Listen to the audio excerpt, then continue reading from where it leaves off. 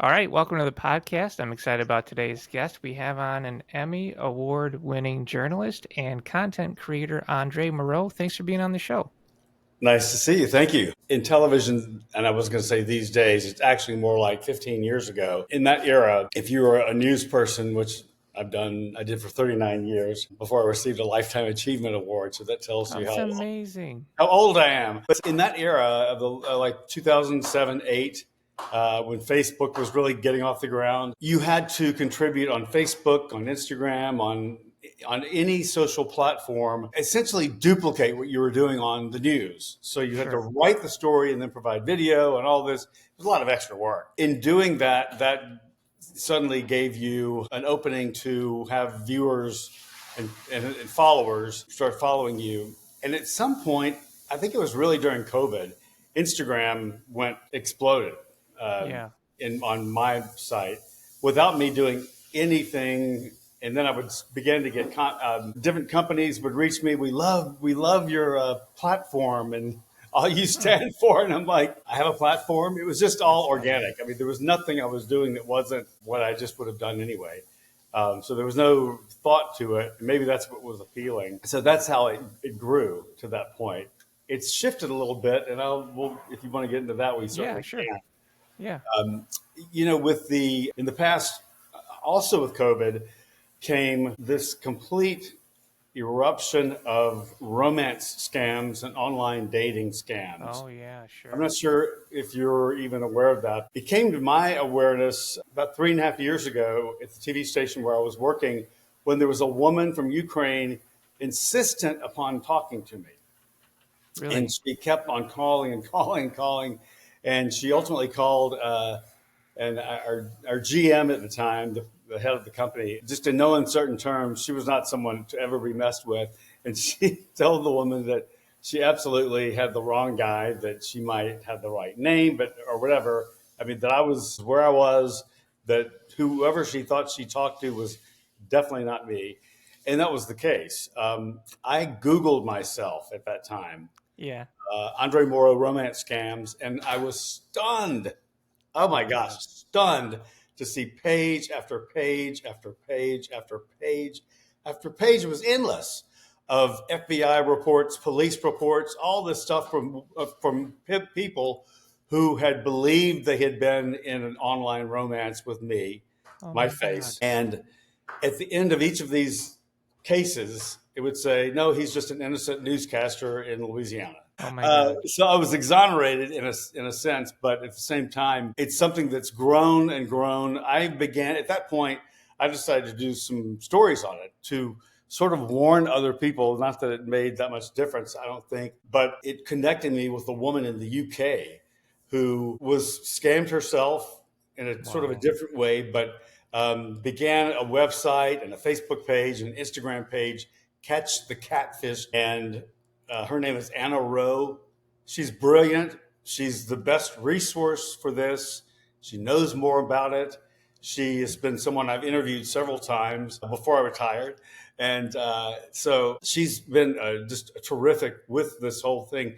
And she's spoken to Parliament. I mean, the UK Wow. is so far ahead of the US in this respect that and in the legal realms and in reaching out to doing whatever you can to, whether it's filing a lawsuit against these big companies, whether it's Mark Zuckerberg and Facebook and all these giants, to something as simple as instituting some restrictions for the usage of AI, which really has furthered this. So the other day, I'm noticing that my phone, which I usually keep on mute, there was a number of phone calls from Sydney, Australia. I'm like, I don't really Okay. know too many people there. But then the call came in again, and I answered it. It was a morning radio show in Sydney calling to interview me because they had a woman on who thought she had been talking to me for 3 years. And they had the hosts, and they had me, and they had her background Are you story. serious? Yo, no, absolutely. So they interviewed me, and from that, a global syndicate picked it up for a news story. And this was just in the past month and a half or 2 months. It took off again. So I then had other media contact me and ask me about it, and so it's an ongoing thing. At that point, I finally contacted one of the Louisiana congressmen, Senator Bill Cassidy, who I have great respect for. When we were in college, we used to double date, so we were good friends. And so I contacted his office, and he connected me with his media person and a lawyer. And what I'm trying to do is, I have this idea of, however it's done, going to speak before Congress and talk about this, because, Brilliant. and it's actually been happening on other levels pretty frequently lately, Yeah. because it's pretty obvious there's a lot of unregulation with this, and as great as AI can be, it can be horrific. They take me and they put their words in my mouth. It's these Yeah. bad actors in Africa, actually, Okay. especially in Nigeria and in Cote d'Ivoire, where There's like a these cottage industry over there of this. it's like a mafia gang Okay. hires these All right. young actors to read these scripts. The scripts are not brilliant; they're not that clever, but they're clever enough to get what they want. And what they want is to create a long game romance with someone A long who's con. on one of these dating websites, usually an elderly, and I'm elderly, so I can say that without offending Right. anybody. But it's typically, uh, and it really exploded during COVID when people were bottled up and lonely Right. and reaching out. It didn't matter if someone lived next door or they lived in Brazil, because you couldn't see them in person anyway. So, Right. at that point, distance seemed to not matter. It does, actually. But so I'm trying to do whatever I can to make this more present and aware to people who could do something about it.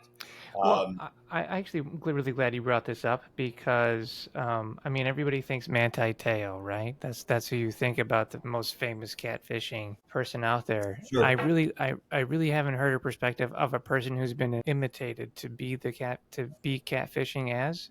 But I did have somebody pretend to be me Oh, online, and they created social profiles under yes. my name and attempted to blow up my public, I guess, reputation. I mean, I don't know what they were trying to do or why, but Yeah. they were saying awful things I would never say.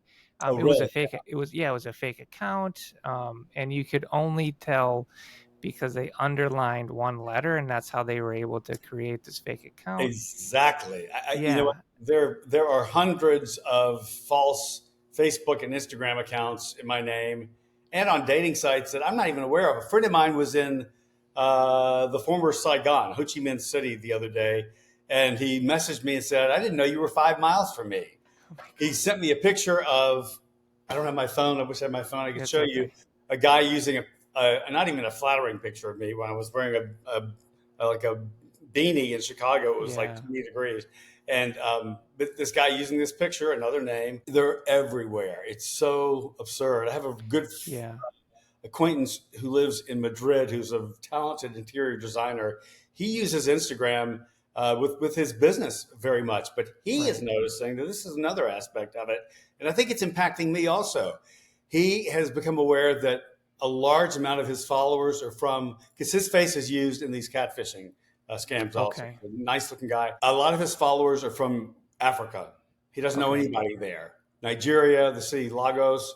I checked on mine also, and in just the past year, the demographics have shifted from U.S., Brazil, Colombia, Spain. I think were the top countries that Yeah. followed me, to Nigeria first. Really. Yes, and Cote d'Ivoire also as number one, by far in the way ahead of the U.S. and Brazil. It is bizarre. So I just in That's the past few interesting. days eliminated 3,000 followers from Africa, from a couple of nations, but they were said to be suspected spam, and that's the Yeah, first just time ever get I rid of had them. any Yeah.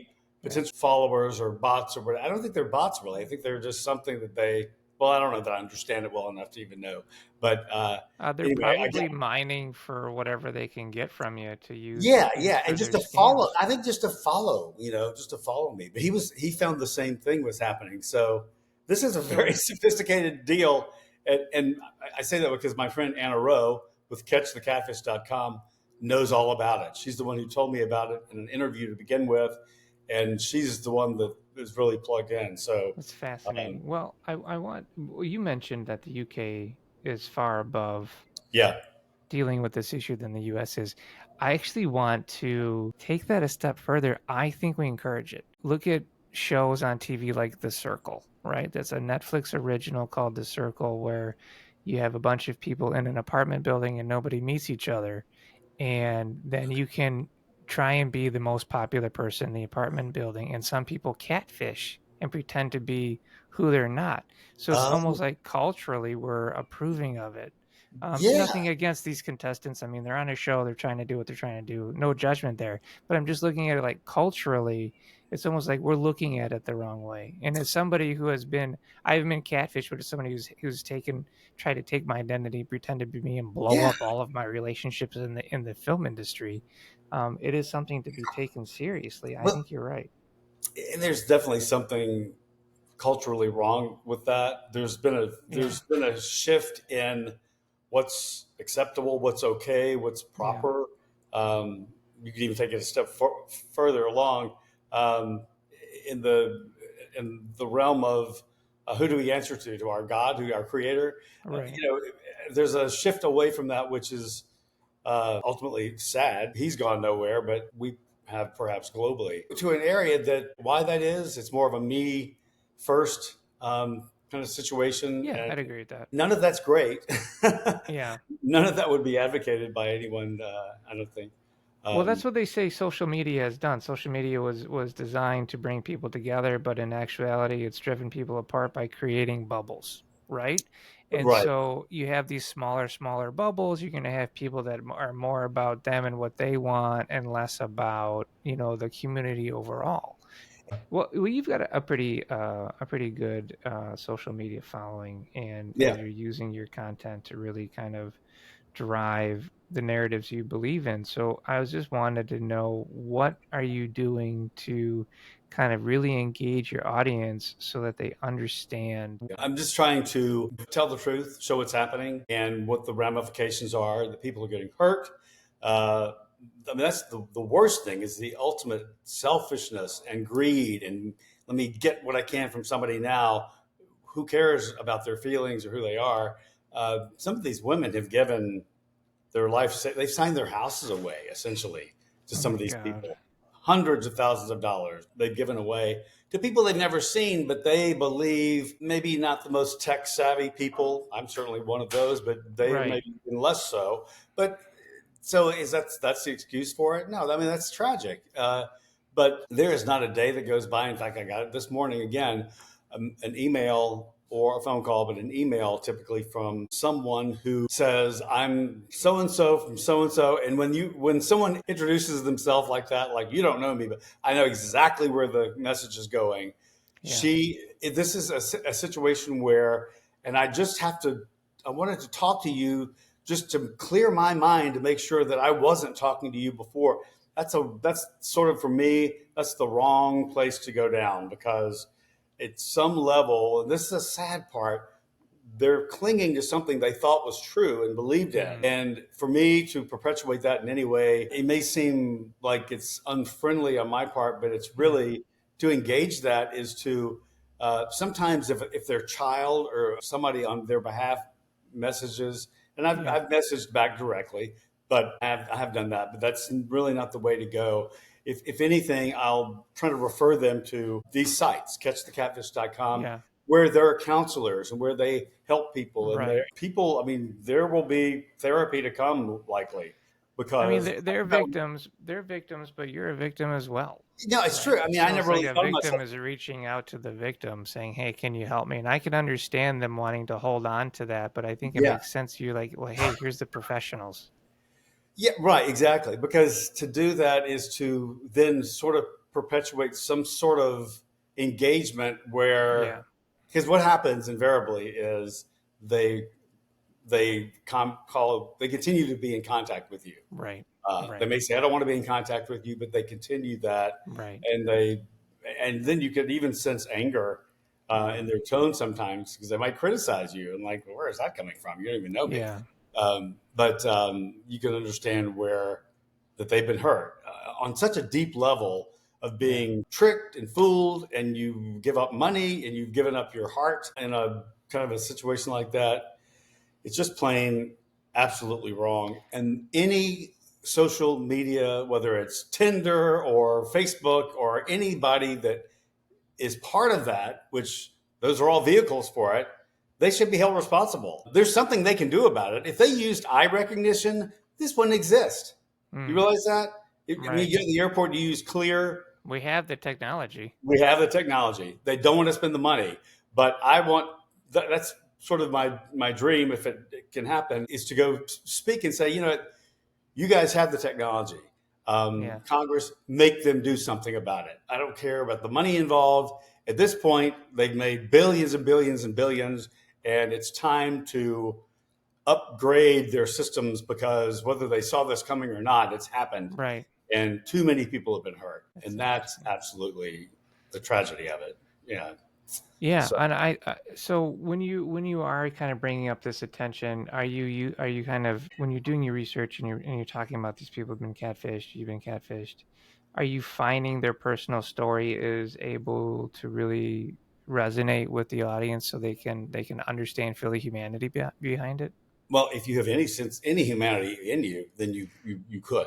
Yeah. Unless you're a bot, but maybe that has some humanity also. I'm not sure how upgraded they are now either. Soon, yeah, soon. But no, but it's funny.